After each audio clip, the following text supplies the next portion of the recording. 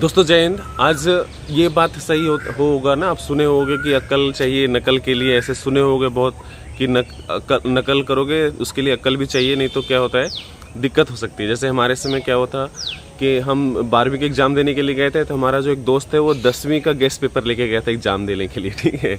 अब दूसरे को दिया था ढूंढने के लिए, ढूंढो इसमें ढूंढो, तो वो क्या मतलब देखा यार मिल ही नहीं रहा है, मिल ही नहीं रहा है। फिर बोला लगता है ये दूसरे का लेके आ गया है, तो फिर 10वीं वाला गेस्ट पेपर जो है वो 12वीं में लेके चला गया था, ठीक है। ये इसलिए बता रहा हूँ कि क्या हुआ अभी हाल में, स्क्रीन पे आपको दिख रहा होगा, प्राइवेसी के लिए नाम हटा दिया है। एक भाई साहब हैं, 2 ऐसे केसेस हैं, ठीक है। एक बारी बारी से बात कर लेते हैं। पंजाब में अगर कोई भरा है मान लो, ठीक है, जो ऐसे करते हैं, अब उस स्टेट में एसटी में भर दिए और वहाँ पे एसटी की जो है वो सीट ही नहीं है, वहाँ पे एसटी मतलब जो जनजाति हैं वहाँ नहीं पाए जाते हैं। अब मान लो कि मेरे जैसा आदमी अगर एसटी में भर दे वहाँ पे, जैसे मैं झारखंड से हूँ, एसटी में यहाँ आता हूँ, तो सोच लो वहाँ भी मैंने सोचा एसटी में ही आता होगा। हर स्टेट का ओबीसी एससी एसटी अलग अलग कैटेगरी में अलग अलग स्टेट जो है वो आइडेंटिफाई किए हुए हैं, ठीक है। आपकी मर्जी से हमारी मर्जी से नहीं है, ये स्टेट गवर्नमेंट और सेंट्रल गवर्नमेंट के मतलब डिसीजन होता है, निर्देश होता है, ठीक है। इनको दिया जाएगा, इनको नहीं दिया जाएगा। अब वहाँ पे मान लो कि हम एसटी कैटेगरी में भर देते और वहाँ पे एज रिलेक्शन नहीं लिया होता, मान लो कि मेरा एज जो है वो 23 वर्ष से कम ही होता, तो हम क्या करते, तो वहाँ पे आप जनरल क्वालिफाई कर सकते थे, ठीक है। वो हम बताएंगे कैसे। एक और केस क्या है, लेकिन भाई साहब ने एज रिलेक्शन लिया है। एक और केस क्या है, अरुणाचल प्रदेश, उसमें क्या एक भाई साहब हैं जो ओबीसी से भर दिए हैं और उनका जो एज रिलैक्सेशन है वो भी ले लिए हैं। अगर एज रिलैक्सेशन नहीं लिए होते तब तो कुछ हो सकता था, जैसे सेम कंडीशन बताया आपको कि आप एक एप्लीकेशन दीजिएगा कि हम जो है वो ओबीसी सर्टिफिकेट देने में असमर्थ हैं। ये सभी के लिए लागू है, ठीक है, चाहे एससी हो, एसटी हो, ओबीसी हो, ईडब्ल्यूएस हो। अब ओबीसी का आदमी तो एससी में या एसटी में तो जा नहीं सकता, तो वो क्या एप्लीकेशन देगा कि हमको सर ओबीसी से एससी में मतलब काउंट करिए, क्योंकि एजुकेशन ले लिया, अब तो जनरल में भी नहीं जा सकता। तो बात ऐसी है कि वहाँ पे तो बहुत मुश्किल हो जाएगा। लेकिन अगर ऐसे किसी के साथ हो गया है कि ईडब्ल्यूएस है, ओबीसी है, एससी है या एसटी है, तो आप जो है वो एप्लीकेशन दीजिएगा डीवी के समय।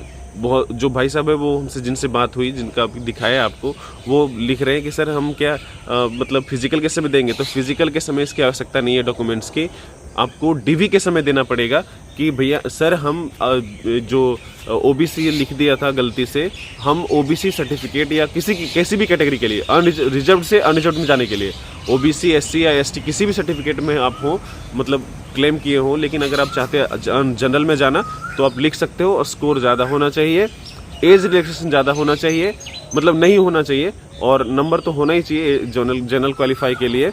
और उसके बाद जो एसटी कैटेगरी में जिनको चेस्ट एक्सपेंशन में और चेस्ट साइज में छूट मिला हुआ, जैसे 80 मांगता है अगर जनरल ओबीसी एससी को, ईडब्ल्यूएस को, और एसटी को 76 से 80 और 80 से 85, तो वो, और दूसरा हाइट में, ठीक है। अगर इन दोनों में छूट नहीं लिए हो तो आप धूमधाम से जा सकते हो। लेकिन जहाँ पे सीट ही नहीं है वहाँ पे शक के दायरे में आ जाओगे ना, नहीं आ जाओगे। तो ये अब और एक बात और, अब आप एज रिलैक्सेशन भी ले लिए अब आप एप्लीकेशन भी नहीं लिख सकते कि हम सर ओबीसी एससी एसटी का कोई भी जो आप फॉर्म भरे हो, मान लो एसटी में भरे हो, एससी में भरे हो, ओबीसी में भरे हो, तो हम किसी भी प्रकार का ना एज रिलैक्सेशन लिए हैं, ना हमारा चेस्ट एक्सपेंशन में या स्कोर भी बढ़िया है। आप लिखोगे कैसे एप्लीकेशन नहीं लिख पाओगे ना, तो इसमें आपको दिक्कत हो जाएगी।